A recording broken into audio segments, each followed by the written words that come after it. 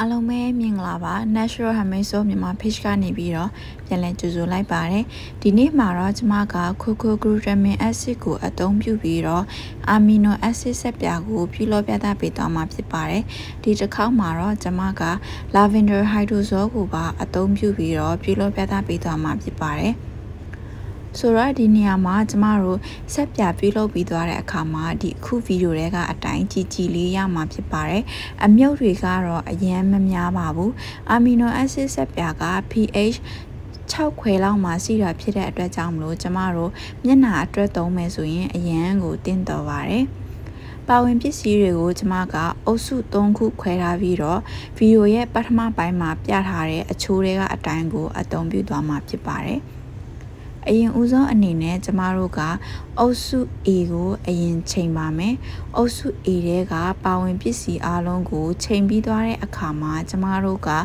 မီးအနွေးနွေးလေးနဲ့အပူပေးရမှာဖြစ်ပါတယ်မီးဖို့ရဲ့အပူချိန်ကိုကျမက60ဒီဂရီထက်မကျော်ပဲထားပါတယ်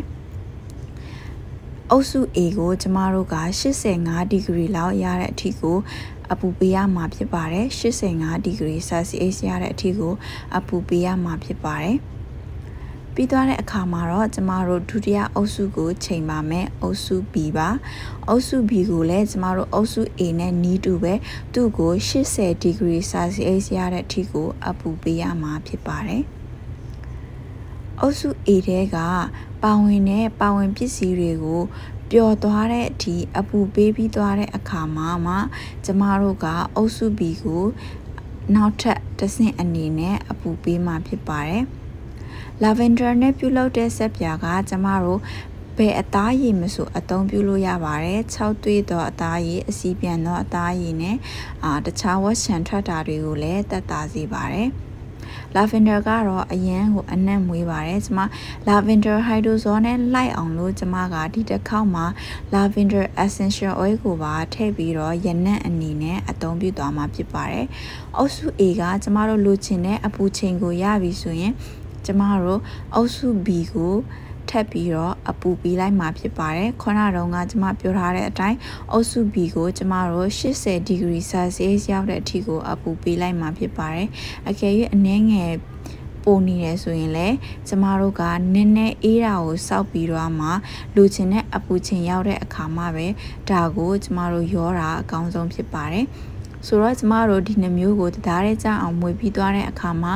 အုပ်စု C ကိုချိန်ပါမယ်အုပ်စု C ကိုပါကျမတို့ထည့်ပြီးသွားတော့မွေပြီးသွားတဲ့အခါမှာသူ့ကိုကျမအယောင်အနေနဲ့ခရမ်းရောင်ကိုထည့်သုံးပါမယ်အားလုံးကိုတရားရဲကြအောင်မွေပြီးသွားရင်ကျမတို့က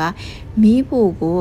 မီးထပ်မဖွင့်ထားပါဘူးဖိုးတဲ့ကအပူချိန်အတိုင်းပဲအသုံးပြုပြီးတော့ကျမကဒါလေးကိုအဖုံးပြီးတော့10မိနစ်ခန့်လောက်ထားလိုက်ပါတယ်10မိနစ်ခန့်ပြည့်သွားတဲ့အခါမှာတော့ကျမတို့မိုးတဲ့ကိုလောင်းထည့်နိုင်ပါပြီသူ့ကိုခဲဖို့အတွက်ကျမတို့ကတရက်ခန့်လောက်တော့စောက်ပေးရတာဖြစ်ပါတယ်ဒါဆိုရင်ကျမတို့ Amino acid ဆက်ပြာရရှိပါပြီ